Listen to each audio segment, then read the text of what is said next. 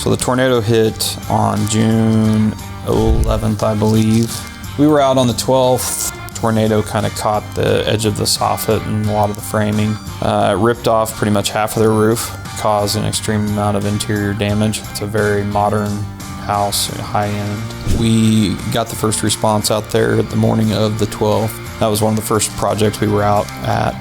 We had it temporarily tarped by the end of the 12th. So on a Sunday right after the storm, we had a temporary framing up, had it temporarily covered up, and we stopped a majority of the rain. Anytime you have a building like that, when they say temporary tarp, it really is temporary. So we had quite a few rainstorms after that. Had minor leaking, but a lot of that house was just torn up from the initial storm and the initial rain.